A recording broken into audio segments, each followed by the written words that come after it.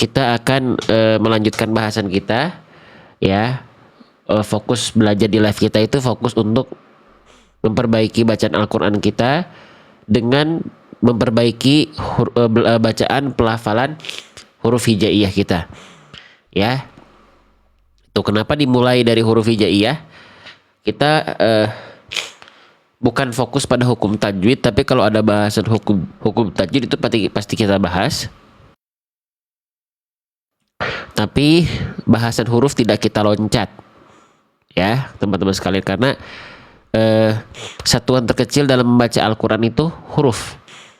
Afwan Ustaz, sepertinya kurang sehat. Bukan kurang sehat, kalau saya live malam begadang sedikit aja ya, paginya pasti pilek teman-teman ya, ditambah cuaca dingin itu.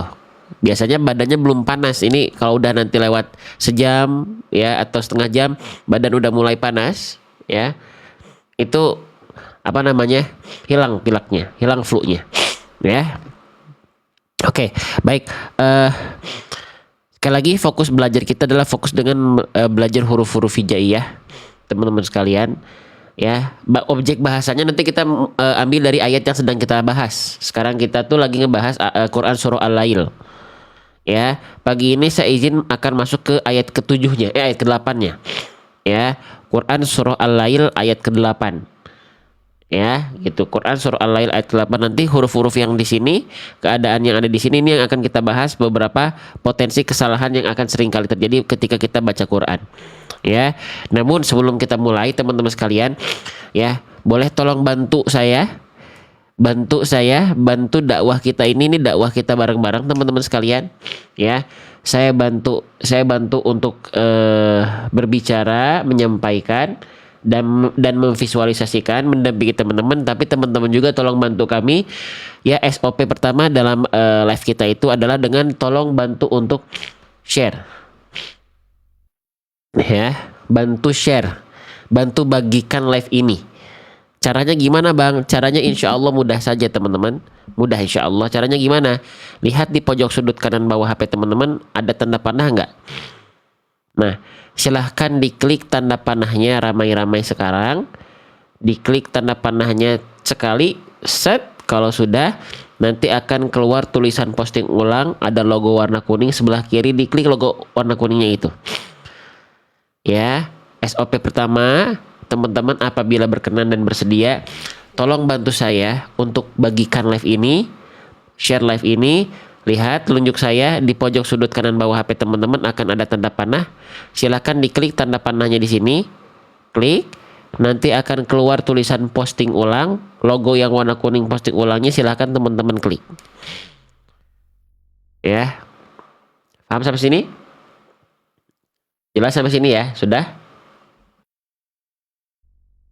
Sekali lagi ya, tolong bantu kami ya, bagikan live ini sebelum kita mulai ya. Di pojok sudut kanan bawah HP teman-teman sudah ada tanda panah, silahkan diklik tanda panahnya.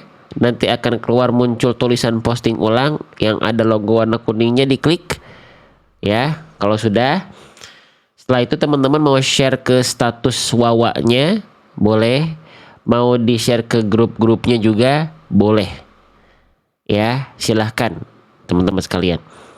Oke, gitu ya. Nah, kalau sudah teman-teman sekalian, boleh SOP berikutnya adalah buat teman-teman yang nonton live saya sedang dalam keadaan tidak ada aktivitas yang lain, sedang dalam keadaan yang super santai ya, lalu jari jemarinya lagi nganggur, tolong bantu saya untuk ketuk-ketuk layar HP-nya. Ketuk-ketuk layar HP-nya seperti ini ya. Gak perlu kenceng-kenceng, yang penting istiqomah. Karena tap-tap layar yang banyak itu akan meningkatkan jumlah like di pojok kiri atas ini. Ini sudah 24.000 tap-tap layar tuh, kelihatan nggak? Masya Allah. Semakin banyak yang tap-tap layar, jumlah like-nya meningkat. Itu yang membuat algoritma TikTok ikut membantu secara algoritma dan sistem, membantu live kita juga lebih tersebar ke lebih banyak orang. Jadi banyak orang yang dia asalnya nggak niat untuk ikut belajar belajar atau masuk ke dalam live ngaji, tapi karena di scroll tiba-tiba ada, terus kita kasih tambahan tulisan di sini ada belajar huruf hijaiyah seperti ini teman-teman sekalian, nah dia masuk tuh Akhirnya jadi ngaji, ikuti akun kita, ngefollow akun kita, wasilah jadi jemari teman-teman. Yang memberikan hidayah yaitu Allah, teman-teman. Tapi setiap kita bisa jadi wasilah-wasilah kebaikan itu datang kepada yang lain. Maka jadilah ya jembatan-jembatan kebaikan itu, teman-teman. Oke? Nah, baik, kita mulai, teman-teman. Yang berikutnya, SOP terakhir adalah luruskan niat kita. Luruskan niat kita, jadikanlah duduknya kita ya pagi ini ya, teman-teman buka HP ya dan segala macam, niatkan untuk satu saja, belajar ya sebagai bentuk ibadah, thalabul ilmi ya, untuk Allah, lillahi ta'ala, hanya mengharap ridho dari Allah, bukan karena yang lain-lain. Masuk live ini fokusnya dengan apa yang disampaikan, bukan hanya sekedar siapa penyampainya, bukan, teman-teman sekalian ya. Oke, sip, kita mulai ya. Kita akan membaca ya dan membahas kesalahan-kesalahan apa aja potensial yang sering kali terjadi ketika kita membaca Quran surah Al-Lail ayat ke-8. Saya akan baca dulu ayatnya sebanyak beberapa kali, dimulai dengan membaca isti'adzah, lalu kita masuk baca ayat ke-8 Quran surah Al-Lailnya ya. Oke. Bismillah. Bismillah ya. A'udzu billahi minasyaitonir rajim. Wa amma man bakhila wastaghna. Wa amma man bakhila wastaghna. Wa amma man bakhila wastaghna. Oke, kita mulai ya teman-teman sekalian ya. Kita mulai dari bagian paling awal. Dan semoga teman-teman tidak bosan saya bahas ini lagi, karena kebetulan huruf yang muncul adalah huruf ini lagi. Oke. Nah, kalau huruf yang saya tandai adalah bukan berwarna merah, maka di situ ada potensi kesalahan, tapi tidak menjadi kesalahan yang besar. Tidak menjadi kesalahan yang merubah makna, tapi membuat bacaannya menjadi tidak maksimal. Nah, gitu ya. Oke. Apa yang harus kita perhatikan di sini, teman-teman? Ini namanya adalah huruf wawu. Oke. Nah, huruf wawunya ini dalam keadaan berharokat. Oke, baik. Wawu ketika berharokat itu ada potensi kesalahan satu saja. Ya, saya izin bertanya dulu.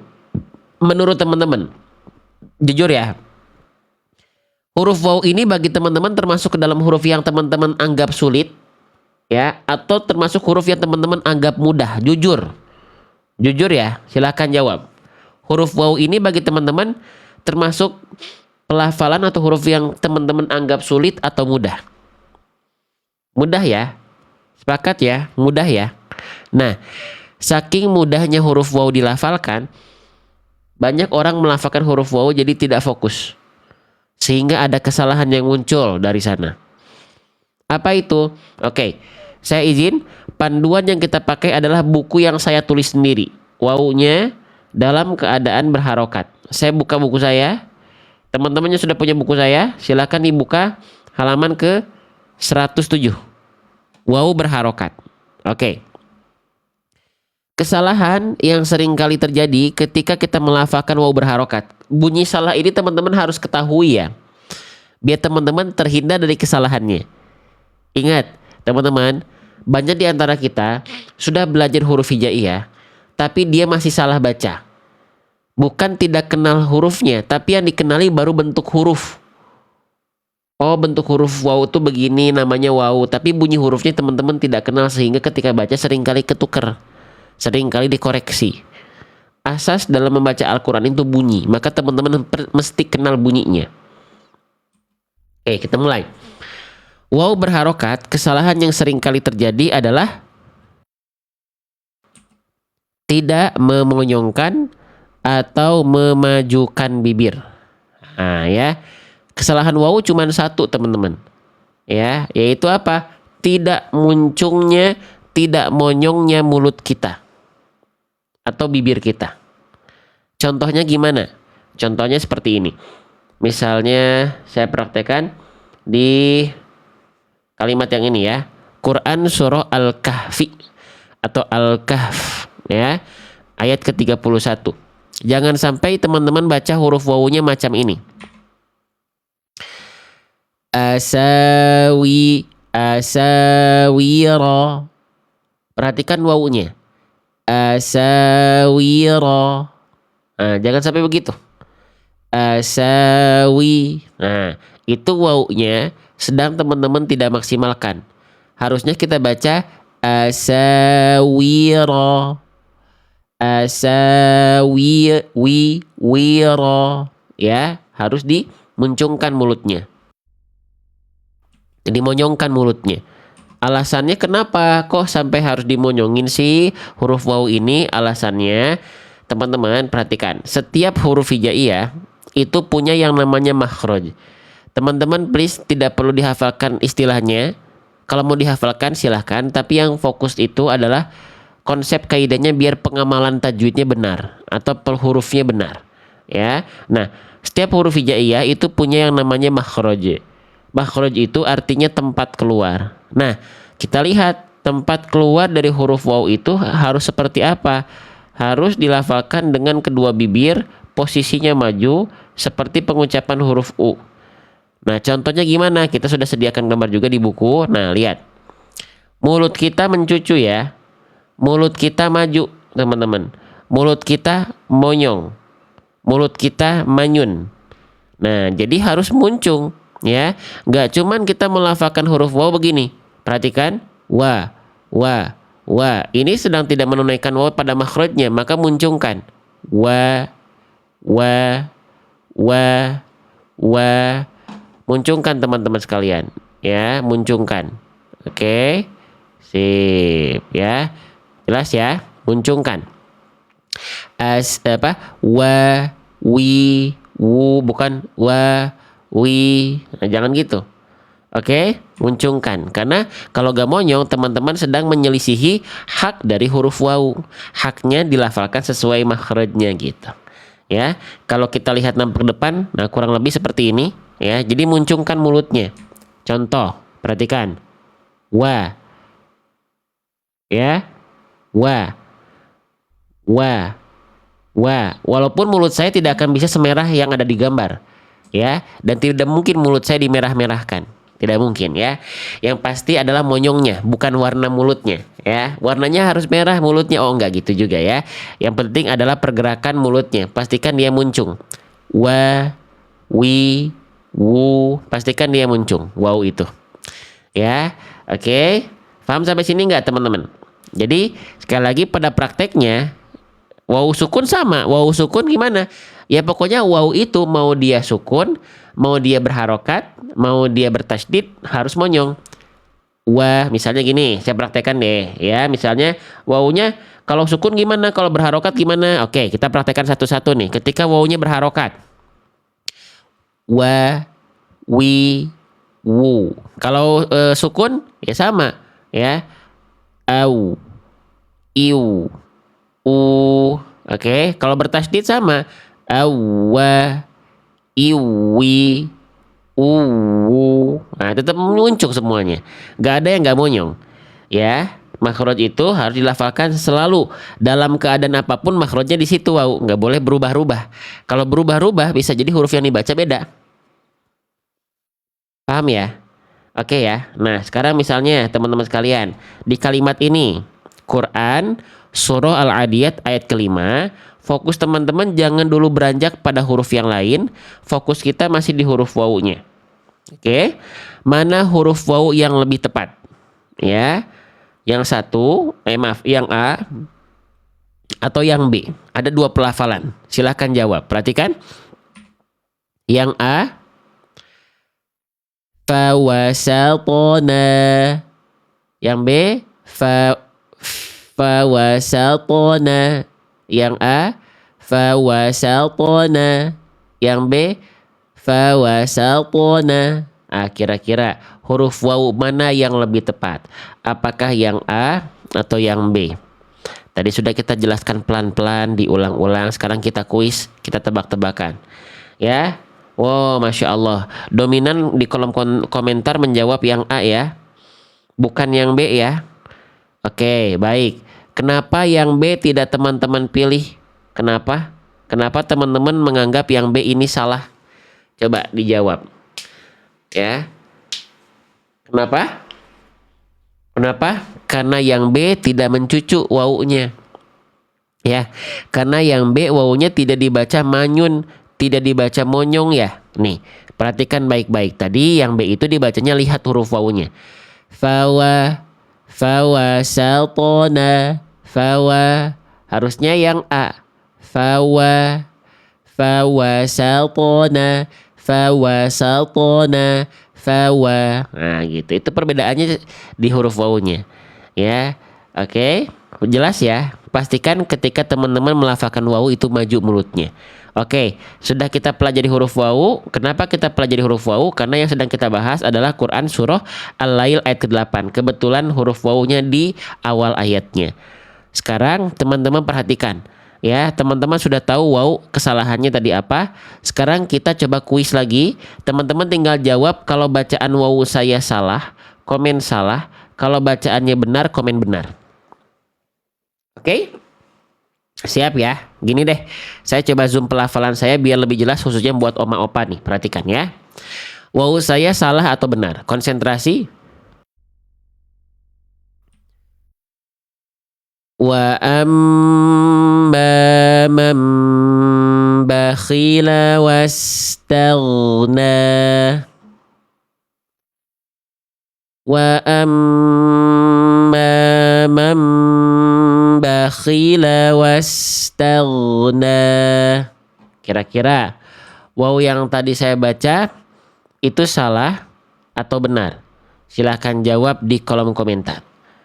Waduh, dominan menyalahkan saya ya. Baik, waw yang saya baca itu salah ya. Salahnya kenapa? Bahkan di sini wawnya ada dua nih. Dua-duanya salah nih kayaknya wawnya ya. Salahnya kenapa? Salahnya karena huruf wawunya tidak dibaca monyong. Tadi saya baca begini. Wa amma wa. Oke. Ya, baik. Kita ulang lagi. Fokus pada huruf wawunya ya. Ternyata wawunya ada dua nih. Oke, berarti harus monyong ya. Baik, kita ulang. Kalau yang sekarang benar atau salah?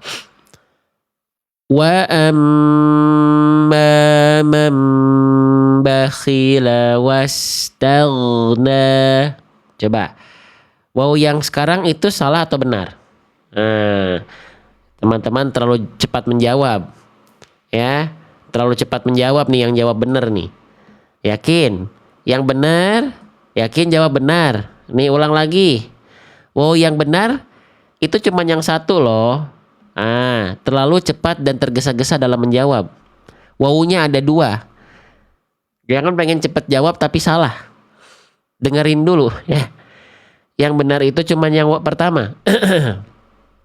Yang kedua masih salah. Nah ini saya jelaskan agar kita menguji konsistensi kita ketika melafalkan waw misalnya. Biasanya kita hanya konsisten yang awal aja. Waw yang awal. Yang kedua kalau ketemu lagi lupa kita karena udah fokus dengan huruf-huruf yang lain. Nah gitu ya. Yang satu sudah benar karena wawunya sudah monyong. Yang tadi yang kedua wawunya belum monyong, belum sesuai dengan makhrajnya. Sehingga seharusnya kita baca macam ini. Izin ya. Wa amma man bakhila wastaghna. Nah, kalau yang itu benar atau salah wawunya? Fokus dulu di huruf waw. Jangan beranjak dulu ke huruf yang lain. Yang itu benar ya. Jadi harus konsisten. Waw itu ya mau di awal ayat mau di tengah ayat pelafalannya harus sama. Apalagi wawunya sama-sama berharokat. Harokatnya fathah lagi sama tuh. Maka harus sama pelafalannya, bunyinya harus sama, haknya harus ditunaikan dengan konsistensi yang sama. Ya, jelas sampai sini? Paham ya? Oke, lanjut teman-teman. Itu yang teman-teman harus perhatikan ketika melafalkan huruf waw. Ya, jelas ya. Sekarang saya langsung loncat ke potensi kesalahan berikutnya adalah di huruf yang ini. Ya, di huruf yang ini. Oke, ini namanya huruf apa teman-teman? Saya tandai warna kuning deh, biar nggak pusing. Tadi kan hijau, sekarang saya tandai warna kuning. Yang saya tandai dengan warna kuning ini namanya huruf apa? Ini namanya adalah huruf mim. Ya, jangan sampai ada yang bilang ini huruf ma. Tidak ada huruf hijaiyah yang namanya huruf ma. Nama huruf ini adalah mim. Oke, jelas ya, mim. Nah, sekarang mim dilafalkan seperti apa? Sebelum ke sana teman-teman, mimnya dalam keadaan di atasnya ada burung rebahan atau burung terbalik. Nah, ini namanya adalah tanda tasydid. Apa? Namanya adalah tanda tasydid. Oke, ada yang bilang tasydid, ada yang bilang syaddah, ada yang bilang syiddah. Nah, silahkan teman-teman sekalian ya. Nah, mim bertasydid. Oke. Ada yang tahu nggak mim ketika bertasydid ada hukum tajwid apa? Yang tahu boleh komen di kolom komentar. Ya, mim bertasydid itu ternyata akan menghasilkan hukum tajwid. Ya, oke, nih, Masya Allah, nih kita lihat ya. Dibuka halaman mim tasydid. Ini mim sukun, bukan ini yang kita cari. Ya, nah tapi yang kita cari ada di halaman 119 di buku saya. Yang sudah punya buku saya dibuka, kita masuk ke halaman mim bertasydid. Ya, mim ketika bertasydid itu punya hukum namanya gunnah. Ya, tuh, ini hukum tajwidnya, gunnah. Oke, arti gunnah itu apa? Ada yang bilang gunnah musyaddadah, ada yang bilang wajibul gunnah, ada yang bilang gunnah asliyah, ada yang bilang gunnah akmal. Silahkan ya, saya izin pakai bahasan yang istilah yang basicnya gunnah. Gunnah itu apa artinya? Gunnah itu artinya dengung. Ya, berarti ketika mim bertasydid itu dia dengung, dan dengungnya itu ditahan selama 2 harokat. Nah ya, dengung dan ditahan selama 2 harokat. Sebelum saya bahas ditahan 2 harokat, teman-teman harus pahami apa itu yang dimaksud dengan dengung. Ya, dengung itu artinya apa? Dengung itu artinya adalah suara kita yang masuk ke dalam rongga hidung atau al-khayshum menghasilkan suaranya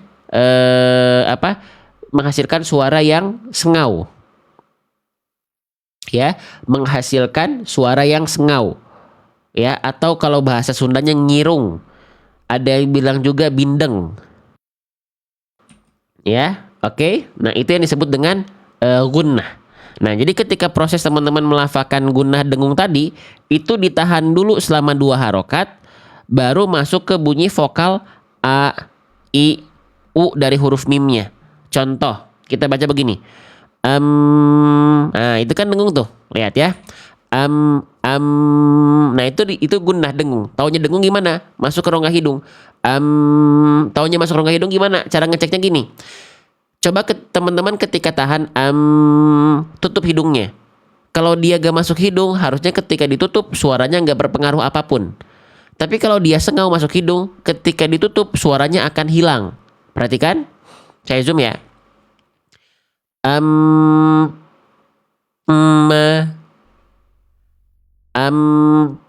Mi. Paham sampai sini? Ya. Jadi itu yang dimaksud dengan dengung. Nah, si dengung ketika masuk hidung ditahan 2 harokat. Immi. Ummu. Paham? Jelas ya?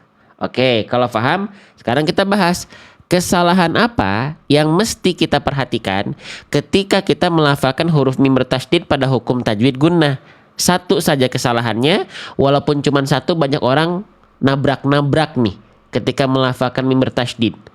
Ya, apa? Dilafalkan secara tergesa-gesa, terburu-buru. Tidak ditahan terlebih dahulu. Harusnya ditahan terlebih dahulu. Berapa harokat? 2 harokat baru masuk ke bunyi a, i, u-nya. Paham maksud saya, teman-teman? Contoh, misalnya kita praktekkan yang ini ya. Nih, Quran surah Abasa ayat ke-35. Ya. Jangan sampai kita baca macam ini kesalahannya. Contohnya, wa ummihi wa ummihi wa ummi. Nah, ini baru satu harokat. Baru satu harokat mimnya, harusnya wa ummihi. Paham nggak? Jadi di bunyi emnya itu teman-teman jangan sampai apa namanya tergesa-gesa. Tahan dulu, tenang dulu, santai dulu, rasakan dengungannya dulu. Ya, satu lagi nih. Misalnya yang ini ya. Nih, jangan sampai dibaca al-yammi, al-yammi, tapi al-yammi. Oke? Jelas? Paham? Insya Allah mudah teman-teman mim tasydid ini. Tapi kenapa? Kok yang mudah-mudah biasanya kita tabrak? Kayak wau, ya. Saking mudahnya kita lewat. Mim tasydid, saking mudahnya kita tergesa-gesa. Karena fokus kita langsung ke huruf yang kita anggap sulit. Yang mudah jadi lepas, jangan. Oke? Sip. Justru bacaan ngaji itu makin enak karena ada tahu kapan yang harus ditahan, kapan yang nggak perlu ditahan. Nih, ya. Itu yang membuat baca Quran itu semakin nikmat, teman-teman sekalian. Misalnya, ya, di Quran surah Al-Lahab ayat keempat. Ya, di sini ada mim bertasydid, jangan dulu beranjak pada huruf yang lain. Teman-teman perhatikan. Mana mim tasydid yang lebih sesuai? Ya. Oke. Apakah yang A atau yang B? Kita mulai yang A. Hammalata. Yang B hammalata. Yang A hammalata. Yang B hammalata. Nah, kira-kira mana mim tasydid yang lebih sesuai? Yang A atau yang B? Kita lihat jawaban terbanyak dari teman-teman menjawab yang B tuh. Masya Allah. Lihat yang jawab B sampai 200 kali tuh. Lihat. Masya Allah. Allahu Akbar. Allahu Akbar. Ya, betul. Yang tepat adalah yang B. Ya, kerasakan bedanya. Yang A itu salah karena mim tasydidnya belum digunakan secara maksimal, ditahan 2 harokat. Yang B itu masih tergesa-gesa tadi. Hamma tuh baru dihitung satu ketukan tuh. Ya, garisnya satu tuh, lihat. Hamma, harusnya hamma. Paham ya? Jelas ya, teman-teman sekalian ya. Oke, mudah. Tapi saking mudahnya banyak kita lepas tadi. Fokus. Ya, jangan fokus sama huruf yang teman-teman anggap sulit, yang mudah jadi dilepas. Oke. Nah, sekarang teman-teman tolong jawab. Kita kembalikan lagi ke Quran surah Al-Lail yang sedang kita bahas. Kenapa tadi kita membahas mim tasydid? Karena yang sedang kita bahas objek bahasanya itu mengambil dari huruf-huruf yang ada di Quran surah Al-Lail ayat ke-8. Baik, fokus konsentrasi. Sekarang teman-teman tinggal jawab. Mim tasydid saya masih salah atau sudah benar? Oke, barusan sudah kita bahas secara perlahan-lahan. Ya, oke, kita mulai. Wa amma man bakhila wastaghna. Nah, mim tasydid saya salah atau benar? Wa amma man bakhila. Nah, mim tasydid saya yang warna kuning gimana ini? Statusnya salah atau benar? Salah ya. Kita lihat jawaban terbanyak dari teman-teman menjawab salah tuh, lihat. Ya, yang jawab salah sampai hampir 200 kali tuh. Sip, ya. Salahnya mim tasydidnya kenapa? Sekarang yang sudah jawab salah, jawaban teman-teman tepat, Masya Allah. Tapi tolong jelaskan salahnya kenapa? Salahnya itu karena hanya ditahan, enggak ditahan ya. Cuma dibaca satu harokat doang ya. Harusnya 2 ya, ditahan 2 harokat ya. Nah, alias apa? Terlalu cepat, tergesa-gesa, buru-buru, yang nggak ditahan. Nah, harusnya tahan dulu ya. Wa amma Wa amma man bakhila gitu. Ya. Please jangan sampai tergesa-gesa. Ya. Oke, oke, oke, oke. Sip, lanjut lagi. Itu yang teman-teman harus perhatikan, wa lalu mim tasydid ya, yang berikutnya di sini. Ya. Nah, sekarang saya tandai, lihat huruf yang berwarna biru. Di sini ada pertemuan antara nun sukun, ya ini namanya huruf nun. Ya, jangan bilang ini huruf na, ini namanya nun. Nunnya di atasnya ada tanda petik seperti ini. Ini namanya tanda sukun atau boleh disebut dengan tanda sakinah.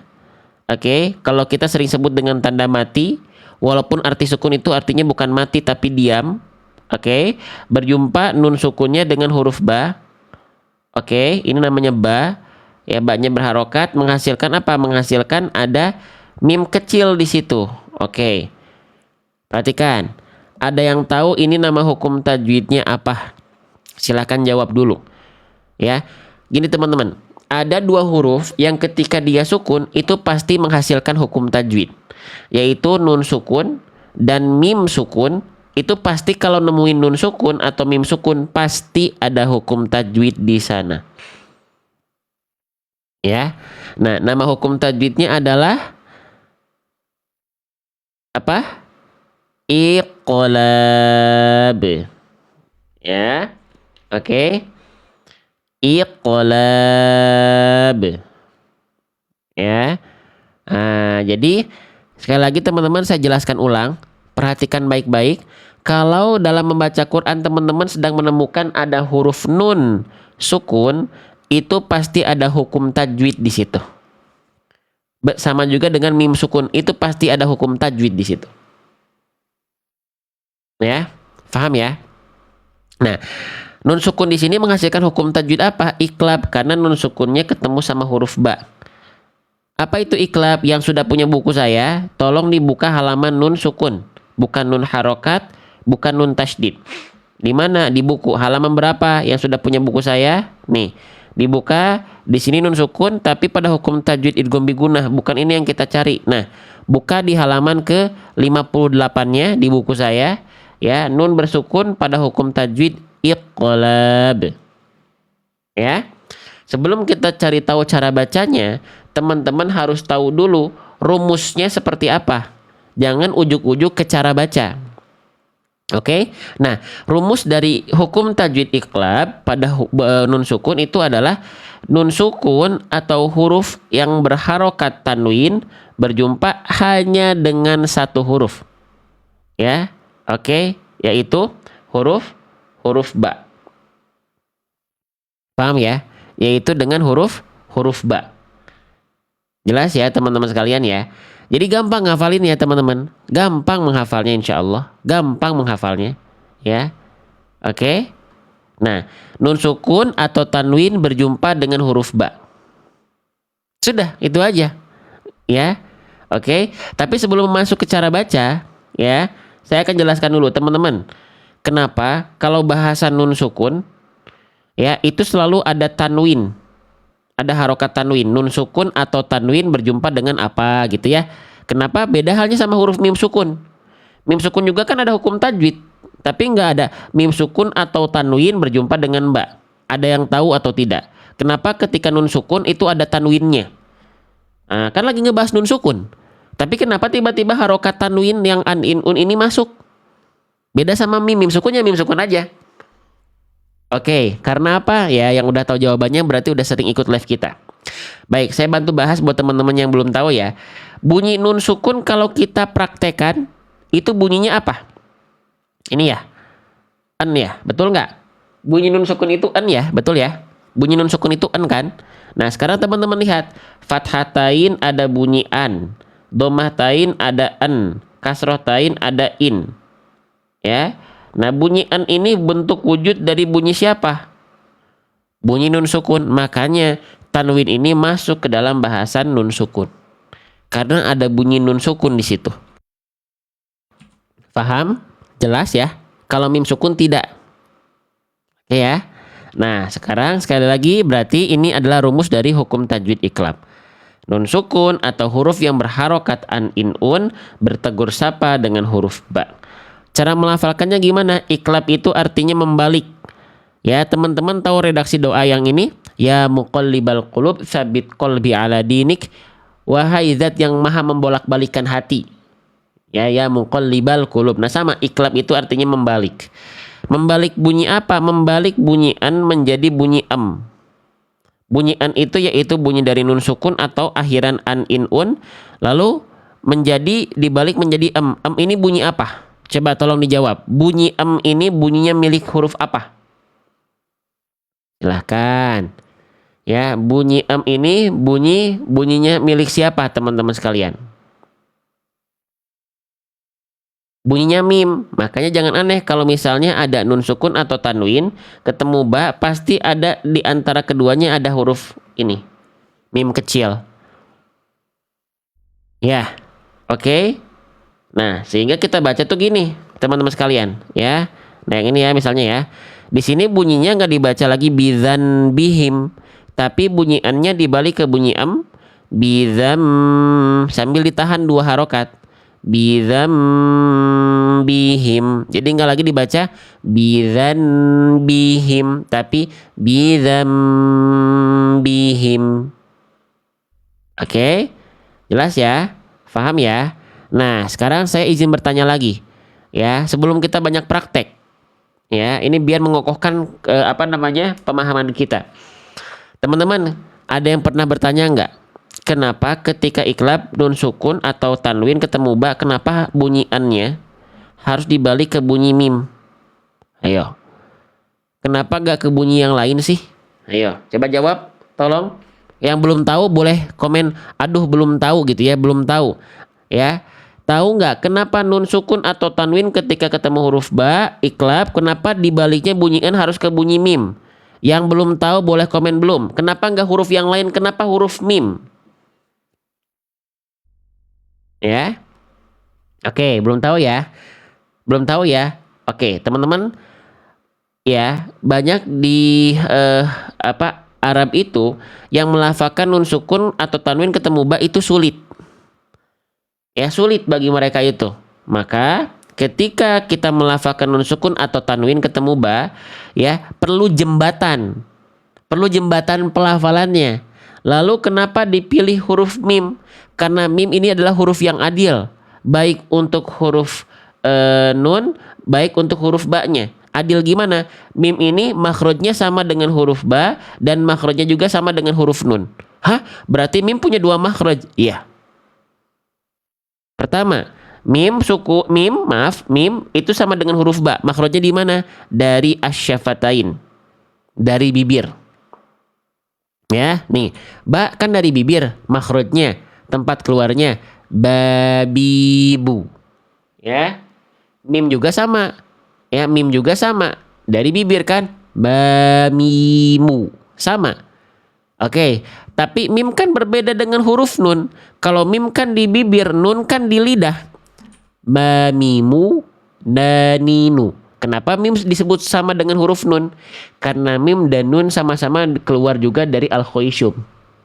Nih kita lihat ya. Saya lihat dulu huruf nun nih. Saya perlihatkan huruf nun. Perhatikan. Nih, kita lihat makhraj huruf nun itu memang dari ujung lidah kan? Ke langit-langit atas mulut. Tapi nun dan mim ini sama punya makhraj yang berikutnya. Makhraj keduanya apa? Suaranya masuk ke dalam rongga hidung. Makanya makhraj berikutnya adalah al-khoisyum, alias suara yang dengung, suara yang sengau. Jadi naturalnya huruf nun memang dengung.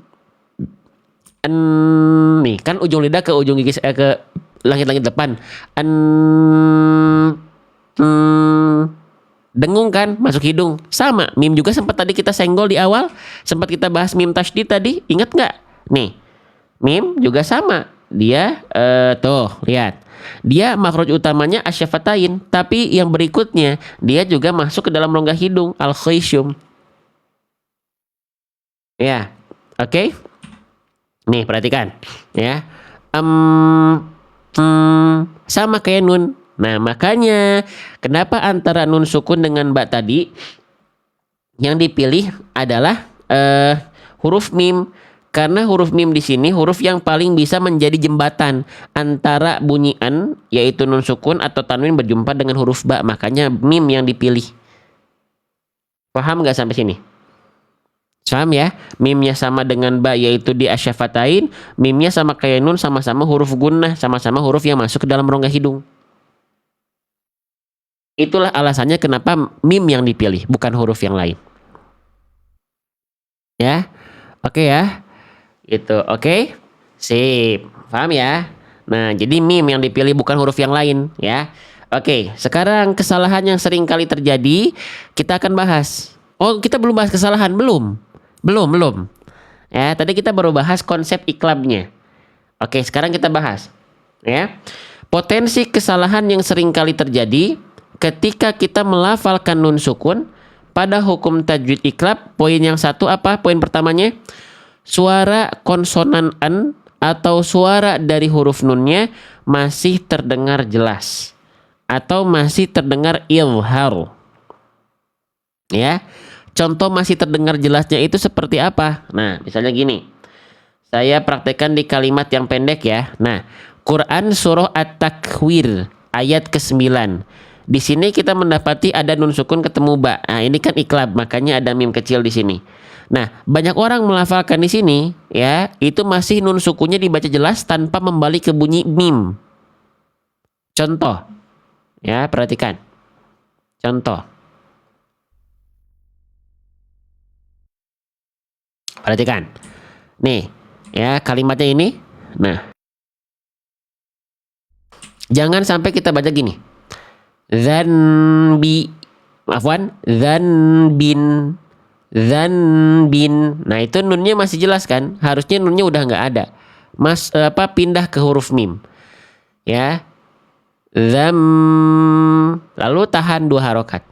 Zambin, zambin, zambin. Paham? Paham ya? Sampai sini ya? Jelas ya, teman-teman sekalian ya. Jadi bunyi nunnya udah nggak ada, ya. Oke. Dipindah ke bunyi mim, ditahan ketika amnya 2 harokat. Itulah iklab. Ya, jangan sampai dibaca nunnya dibaca jelas. Jelas sampai sini ya. Mudah insya Allah. Nah, sekarang poin kedua. Jangan sampai apa? Jangan sampai ketika teman-teman melafalkan nun sukun pada hukum tajwid iklab itu dibaca tergesa-gesa dalam bacaannya. Ya, tidak ditahan terlebih dahulu. Nah, ini sama kayak tadi mim tasydid ya. Nah, nun sukun ya ketika iklab ini harus ditahan dulu 2 harokat. Ya. Oke. Kenapa ditahan 2 harokat coba? Ada yang tahu? Kenapa hukum tajwid iklab mesti ditahan 2 harokat? Boleh jawab di kolom komentar. Ya, kenapa hukum tajwid iklab harus ditahan 2 harokat? Ya, kenapa harus ditahan? Kenapa nggak langsung aja zambin? Karena ada dengungnya. Hukum tajwid yang ada dengung itu mesti ditahan. Idgham bi gunnah ditahan. Ya, kalau idgham bila gunnah nggak ada gunnah nggak ditahan. Ikhfa syafawi ditahan karena ada unsur dengung. Ya. Oke. Gitu, ya. Bang, tapi hukum tajwid izhar halki misalnya izhar halki contohnya nih. Izhar halki kan nun sukun punya unsur dengung. Ya, nih. Izhar halki ya, contoh anhu, nun kan ada dengungnya. Ya, tapi untuk izhar halki kadar dengungnya itu nggak sampai ditahan. Kenapa? Karena nanti ada yang namanya marotibul gunnah, tingkatan gunnah. Ada gunnah akmal, ada yang kamil, ada yang tawassut, ada yang nakis, ada yang ankos. Nah, izhar halki ini adalah termasuk izhar hukum tajwid yang nggak perlu sampai ditahan. Yang ditahan itu biasanya tingkatan gunnah akmal dan kamil. Nah, nanti kita bahas ya. Nah, intinya kembali lagi ke iklab. Iklab itu harus ditahan. Kalau ada nun sukun ketemu ba, itu harus ditahan 2 harokat. Ketika melafalkan emnya. Ya.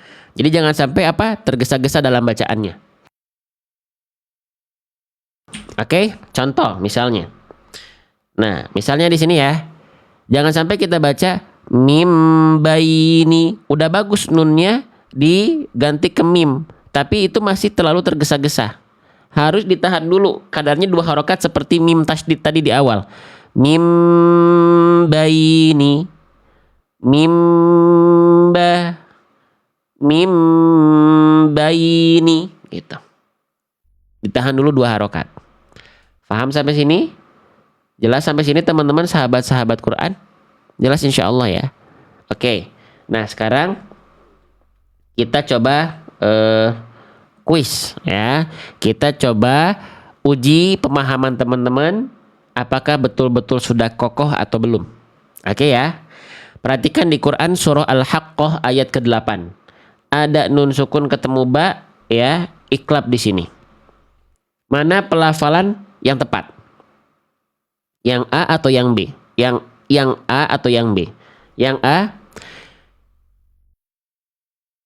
min baqiyatin. Yang B mim baqiyatin. Kira-kira mana bacaan nun sukun yang tepat? Yang A kah atau yang B kah? Yang A kah min baqiyatin atau yang B mim baqiyatin?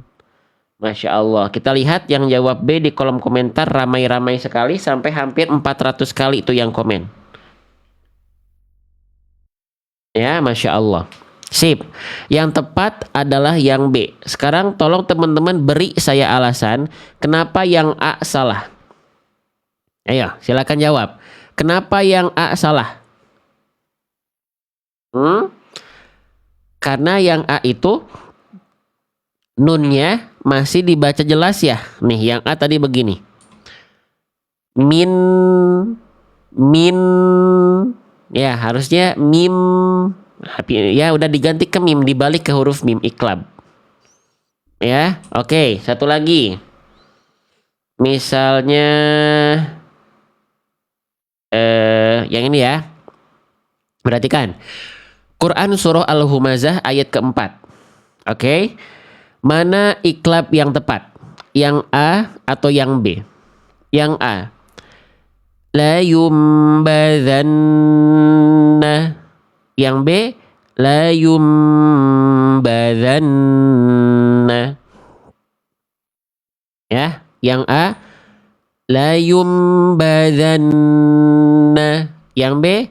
La yumbadzanna. Kira-kira mana yang lebih tepat? Yang A atau yang B? Kita lihat jawaban terbanyak dari teman-teman menjawab yang B ya, hampir 300 kali itu yang jawab B. Masya Allah ya. Kenapa teman-teman tidak pilih yang A? Padahal yang A nun sukunnya sudah diganti dibalik ke mim. Tapi kenapa teman-teman tidak milih yang A? Karena yang A itu bacaannya kecepatan ya, tergesa-gesa ya, buru-buru ya, nggak sabaran ya. Ya harusnya teman-teman tahan dulu ya, tahan dulu teman-teman sekalian ya, tahan dulu ya. La yumbadzanna. Kalau yang A tadi begini, la yumba, harusnya la yumba. Paham ya? Ini seringkali terjadi nggak? Oh, seringkali terjadi teman-teman sekalian. Ya, seringkali terjadi. Ya, banyak orang yang melafalkan hukum tajwid iklab itu tergesa-gesa teman-teman sahabat-sahabat sekalian. Jangan ya, tahan dulu. Mau kemana sebenarnya teman-teman buru-buru? Ya, oke, sip, paham ya? Itu 2 kesalahan pada nun sukun di hukum tajwid iklab. Ya, suara nun masih terdengar jelas. Yang kedua tergesa-gesa. Yang ketiga adalah terlalu menekan bibir. Ya, contohnya gini. Perhatikan, di Quran surah As-Saff ayat ke-6, ya mim sukunnya di sini, maaf, nun sukun pindah ke huruf mimnya. Dibacanya nempelnya lunak saja ya. Dibacanya nempelnya lunak saja, nggak perlu dibaca begini. Nggak perlu dibaca begini. Mim, jangan ditekan kuat-kuat, biasa aja. Mim ba'di, nggak perlu sampai mim.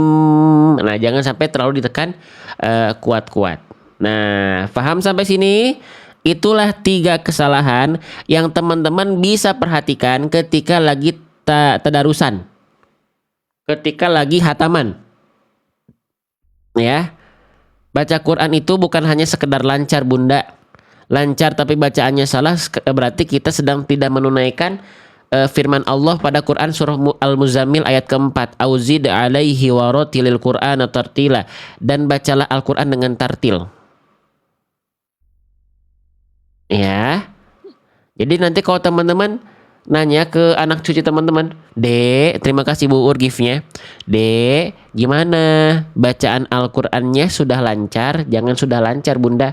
Iya Oma, iya Opa, iya Ke, iya Ne, lancar, tapi bacaannya ketukar-tukar hurufnya. Ya, panjang pendeknya ditukar-tukar juga. Terus yang ditahan nggak ditahan. Lancar sih, tapi ya begitu bacaannya. Nah, jangan. Tanyakan bagaimana bacaan Al-Qur'annya, sudah benar atau belum. Ya, anak-anak itu aja termotivasinya apa? Yang penting lancar, bukan yang penting benar. Selamat gak selamat, yang penting lancar. Jangan, ya. Sekarang bacaan yang lancar banyak, tapi yang benar tidak semuanya benar yang lancar itu. Oke? Sip. Nah, sekarang kita aplikasikan ke ini saya hapus dulu ya biar fokus ke yang saya tandai dulu nih. Perhatikan teman-teman sekalian. Di sini tadi kita udah bahas iklab ya. Nah, sekarang teman-teman tinggal tolong perhatikan bacaan iklab saya. Kalau salah komen salah, kalau benar komen benar. Siap ya? Kalau salah komen salah, kalau benar tolong komen benar di kolom komentar. Siap? Kita mulai. Bismillah. Wa amma man bakhila wa amma man bakhila wastaghna. Kira-kira ya kesalahannya apa? Salah atau benar tuh bacaannya? Ya. Wa amma man bakhila. Kesalahannya ya tergesa-gesa ya. Udah bagus nun sukunnya ya menjadi huruf mim tapi masih tergesa-gesa. Ya. Harusnya ditahan dulu 2 harokat. Oke? Nah, sekarang kalau yang sekarang benar gak nih? Perhatikan, saya zoom ya. Harus ditahan 2 harokat ya. Kalau yang sekarang benar atau salah? Perhatikan. Ya. Wa amma man bakhila wastaghna. Wa amma man bakhila. Nah, kalau yang itu tuh udah ditahan tuh. Man bakhila. Salah atau benar? Kan kurang ditahan ya. Salahnya apa? Katanya kurang ditahan. Man bakhila. Bagus ditahan, tapi kenapa yang ditahan huruf nun? Kan ingat ini hukum tajwidnya iklab. Iklab itu membalik bunyi nun pada bunyi mim. Jangan sampai yang ditahannya bunyi nunnya, tapi bunyi mimnya yang ditahan. Gitu. Ya. Oke. Yang sekarang benar atau salah? Perhatikan. Wa amma man bakhila wastaghna. Kalau yang ini benar atau salah iklabnya? Coba dijawab dulu di kolom komentar. Biar kita kenal dengan bunyi huruf. Oh, yang salah yang nggak boleh gimana, yang benar gimana. Yang ini benar ya. Nunnya sudah dibalik kepada huruf mim dan emnya sudah ditahan 2 harokat. Tidak tergesa-gesa. Alhamdulillah. Lanjut ya. Oke, baik. Ya, kita lanjutkan kembali. Tapi sebelum dilanjutkan, teman-teman, ya 2.800 2.900 orang boleh bantu saya boleh ya bantu saya dengan cara tap-tap layarnya. Yang lagi santai aja, yang lagi sibuk nggak usah dipaksain. Tapi yang lagi santai 2000 orang ini kalau bergerak bersama, makin banyak efek domino yang akan teman-teman jadi wasilah kebaikan untuk orang lain yang lagi buka TikTok. Scrolling, masuk deh ke live kita karena nggak sengaja ada algoritma TikTok yang mendukung itu. Karena apa? Karena lihat tap-tap layar teman-teman. Barakallahu fikum. Ya, oke. Jangan lupa ikuti akun kita yang pengen setiap hari belajar seperti ini. Kita sudah berjalan 4 tahun di TikTok belajar mengulang-ulang terus seperti ini. Dari awal Maret 2022. Salam kenal, saya Givari Putra. Ya, baik. Kita lanjutkan kembali teman-teman sekalian ya. Nah, oke. Ini sudah kita bahas ya. Pagi ini kita udah bahas wawu, mim tasydid, iqlab ya. Jadi ada 3 bahasan. 1, 2, 3. Lanjut atau tidak? Lanjut ya. Lanjut nih. Perhatikan. Ini sekarang kita akan masuk kepada huruf yang saya tandai dengan warna merah. Ada yang tahu huruf yang saya tandai dengan warna merah ini huruf apa? Silahkan jawab di kolom komentar. Huruf yang saya tandai dengan warna merah ini namanya huruf apa? Silahkan jawab. Ini namanya adalah bagus. Ini namanya adalah huruf kho. Kho-nya dalam keadaan berharokat. Tuh harokatnya harokat kasroh. Ya, oke. Siapa yang masih kesulitan melafalkan huruf kho boleh komen saya. Bang, kenapa yang lain ditandai bukan warna merah? Sedangkan huruf kho ditandai warnanya pakai warna merah. Kalau ada huruf yang saya tandai dengan warna merah, berarti ini punya potensi kesalahan besar yang dihasilkan dan sering banyak orang lafalkan. Tuh masih banyak yang melafalkan kho, masih kesulitan tuh. Oke, baik. Ya, kita izin bantu kenalkan. Kita izin bantu untuk PDKT-an. Kita izin bantu untuk ta'arufan dengan bunyi huruf kho. Ya, kho di sini dilafalkan dalam keadaan berharokat. Yang sudah punya buku saya, iqlab sudah dibahas tadi, mim tasydid sudah dibahas dari buku saya juga, huruf waw pun sudah. Nih, ya tadi iqlab sudah ya. Nih iqlab nih sudah di sini tadi kita bahas semuanya. Sekarang kita pindah ke huruf kho berharokat. Nah, ya, nih. Perhatikan teman-teman sekalian. Kho berharokat. Kita sedang tidak membahas kho sukun, sedang tidak membahas kho tasydid, tapi kita membahas kho berharokat. Nah, ya. Dibuka yang sudah punya buku saya, halaman ke berapa? Halaman ke 21. Oke? Sip. Kita bahas pelan-pelan.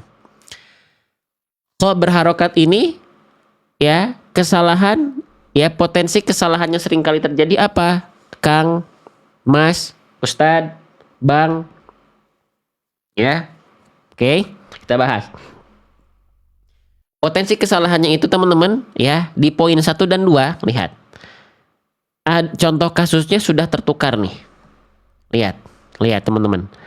Kalau contoh kasus kesalahannya itu sudah tertukar, please jangan lagi teman-teman anggap remeh. Please jangan sampai teman-teman nanti aja pelajarinya. Please. Ya. Oke, sebelumnya ini ada banyak yang nanya buku. Teman-teman, ini bukunya ada. Tapi tunggu dulu sebentar karena kita masih belajar. Saya pengen teman-teman yang masuk room live saya ini fokusnya bukan belanja buku saya, tapi fokus belajar dulu. Buku nanti ada waktunya sebentar lagi setelah kita bahas beres nih huruf kho. Ya, gitu. Bang, kenapa nggak sekarang mumpung yang nonton 2.800 tuh lumayan cuannya. Cuan, rezeki sudah Allah atur. Tidak akan tertukar, semuanya sudah tertakar.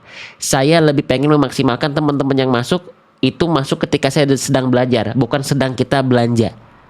Boleh? Ada bukunya, tapi tenang, kita belajar dulu. Boleh? Teman-teman, saya cuma minta satu, bantu saya tap-tap layar. Ya? Terima kasih. Lanjut teman-teman sekalian. Nah, jadi kesalahan yang sering kali terjadi ketika kita melafalkan huruf kho adalah tertukar. Tertukar dengan huruf apa?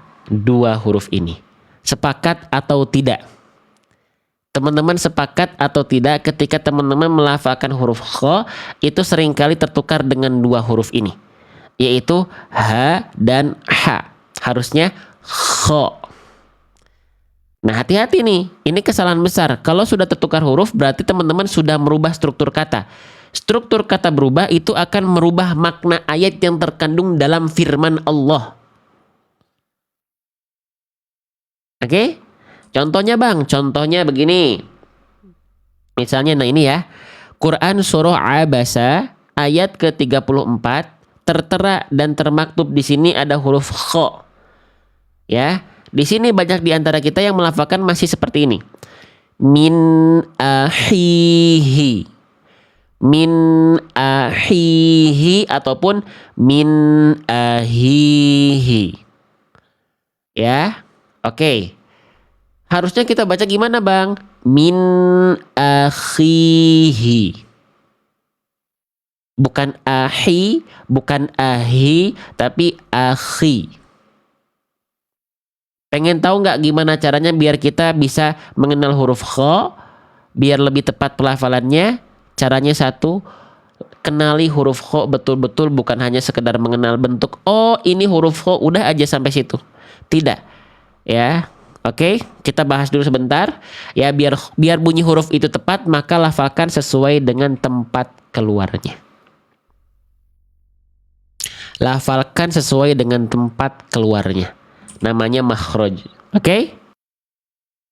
Kita bahas. Setiap huruf hijaiyah itu punya yang namanya makhraj. Makhraj itu artinya tempat keluar. Oke, di mana tempat keluar dari huruf kha? Adnahu ghainun khauha. Kha itu dilafalkan dari tenggorokan paling atas atau bagian terluar dari tenggorokan atau ujung tenggorokan. Istilahnya adalah adnal halqi, nggak perlu dihafalkan istilahnya dulu, nggak apa-apa, fahami konsep dulu saja teman-teman.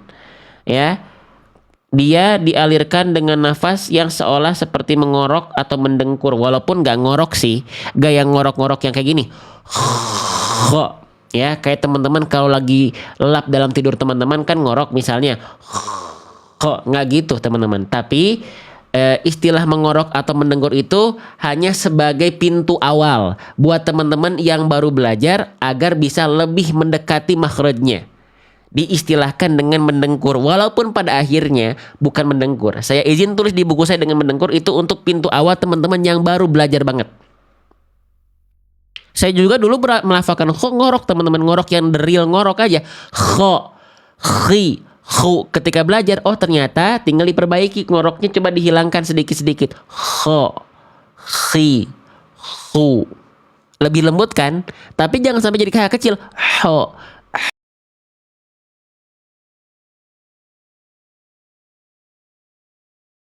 Teman-teman pastikan melafalkan kho-nya dari tenggorokan paling luar. Ya. Tuh. Iya, kalau ngajarin anak awal boleh pakai ngorok dulu, kho, tapi teman-teman sebagai orang tua, sebagai guru ngaji, ya contohkan yang tepatnya karena anak-anak itu peniru yang ulung.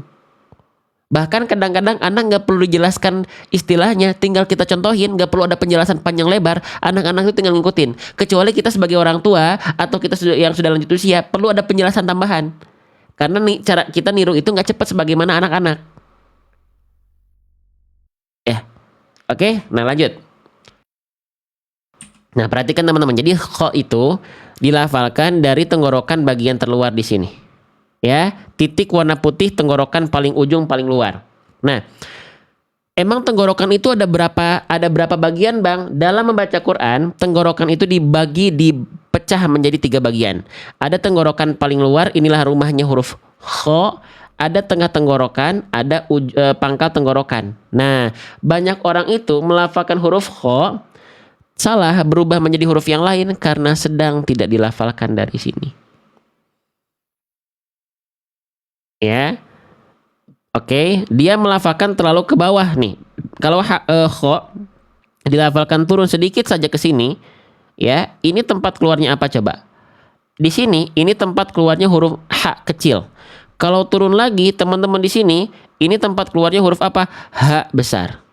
Nih, kalau kita pengen lihat teman-temannya nih, lihat H kecil nih. Tuh. Makhraj dari H kecil itu dilafalkan dari summa liwaslihi fa'ainun ha'u, dilafalkan dari bagian tenggorokan tengah. Ya. Karakter nafasnya berbisik, lembut, bersih dibanding huruf kho tuh. Nih di sini. Tuh. Ya, kalau tadi kho di bagian terluar di sini kan? Mundur dikit, maju masuk sedikit, itu jadi H kecil. Kalau masuk lagi ke dalam ke sini, sudah teman-teman sedang melafalkan huruf ini. Tuh. keluar dari tenggorokan paling bawah atau paling dalam atau pangkal tenggorokan. Mengalir karakter nafas yang berat atau biasa di sini tuh.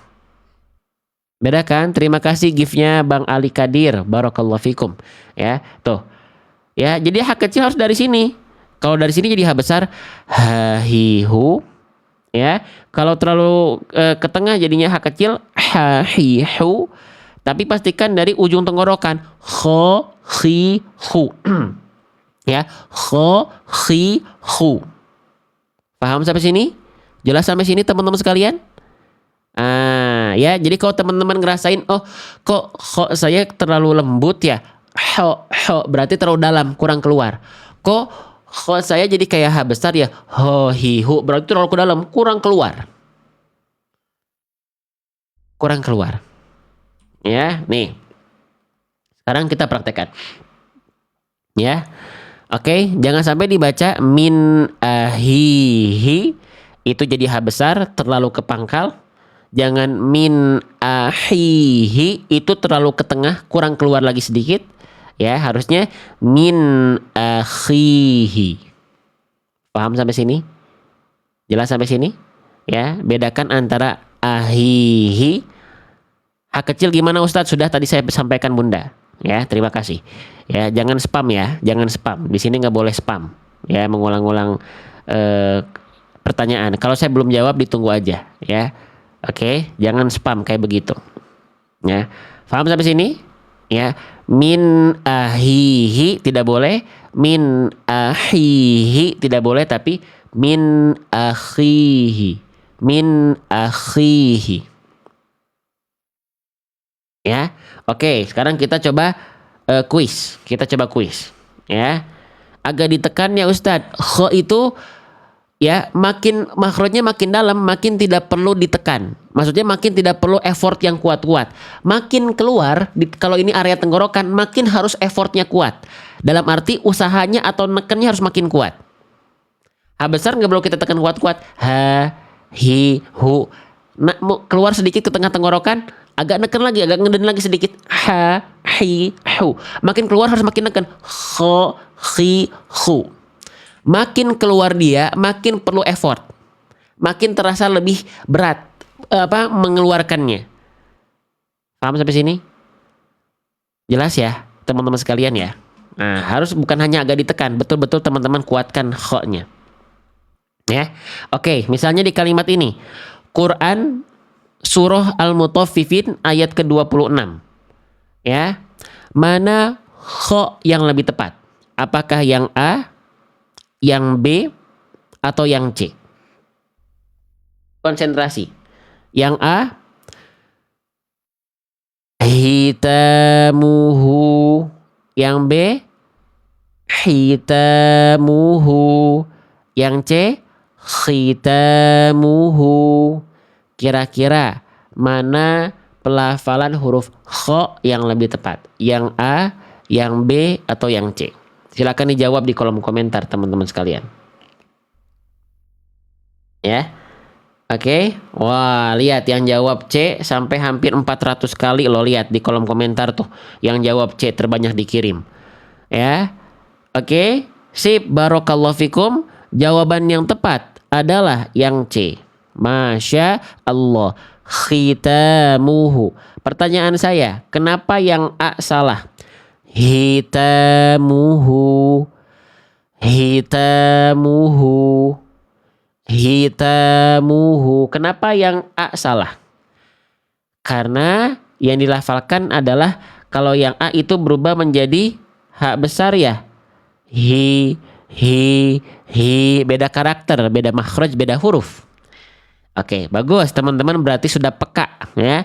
Lalu kenapa yang B salah? Nih yang B nih. Hitamuhu, hitamuhu. Kenapa yang B salah?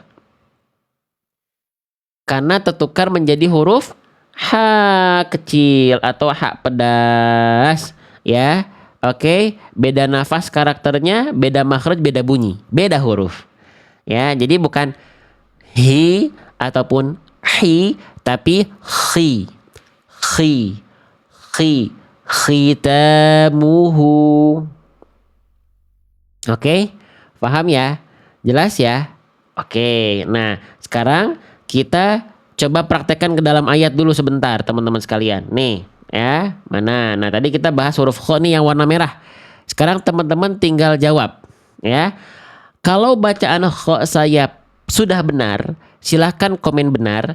Tapi kalau bacaan saya masih salah, silahkan komen salah. Siap ya? Oke, siap ya? Kita mulai. Wa amma man bahila wastaghna.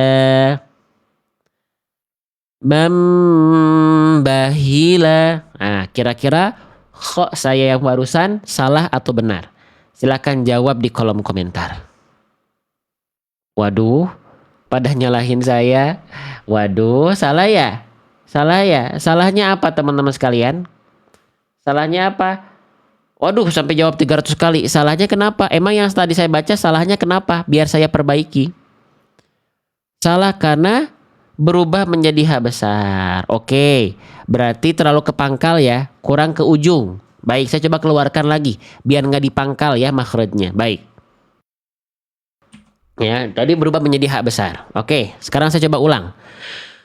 Wa amma man bahila wastaghna. Yang ini salah atau benar? Wa amma man bahila wastaghna. Silakan dijawab. Man bahila. Waduh, pada nyalahin saya lagi ini ya. Salah terus nih saya bacaannya nih. Oke, baik. Salahnya yang ini kenapa? Ya, salahnya kenapa yang ini teman-teman? Wa amma man bahila. Salah karena berubah menjadi huruf H kecil. Jadi H pedas. Ya, oke. Baik. Ya, itu tidak boleh. Itu dua-duanya kesalahan besar. Coba sekarang saya coba perbaiki lagi. Kalau yang sekarang kho-nya benar atau tidak? Yang pertama berubah menjadi H besar, yang kedua berubah menjadi H kecil. Oke, baik kita coba ulang ya. Wa amma man bakhila. Man bakhila. Man bakhila. Wa amma man bakhila wastaghna. Yang ini kho-nya salah atau benar? Benar ini? Nggak nyalahin lagi? Barakallahu fikum. Alhamdulillah. Jelas sampai sini? Operator boleh? Ada operator? Boleh siapin. Senang belajar seperti ini. Kita mengenal huruf-huruf hijaiyah. Misalnya teman-teman lagi ngaji tadi nih. Misalnya teman-teman contoh tadi kita belajar lagi baca Quran surah Al-Lail. Saya pengen belajar wawu berharokat. Saya pengen belajar mim tasydid. Saya pengen belajar iklab. Saya pengen belajar kho. Gitu kan ya? Oke ya. Nah, nanti teman-teman kayak tadi belajarnya misalnya kho nih. Saya pengen belajar huruf kho ya Ustadz misalnya gitu ya. Ya Bang, ya Kang. Ya udah tinggal dibuka halaman kho bersukunnya. Kho berharokatnya. Tinggal dipelajari kesalahannya apa aja nih. Poin 3 nanti saya belum bahas tuh. Ada poin 3, ya ada kho sukun, kita mengenal bunyi salah bunyi benar, makhrajnya di mana, sifatnya seperti apa, dan bahkan kalau teman-teman ngerasa bahasan seperti tadi dengan metode seperti tadi dengan penyuguhan seperti tadi teman-teman ngerasa seru nggak? Kalau ngerasa seru, ngerasa lebih nyaman, boleh komen seru di kolom komentar. Ternyata belajar huruf hijaiyah itu seru ya, boleh komen seru.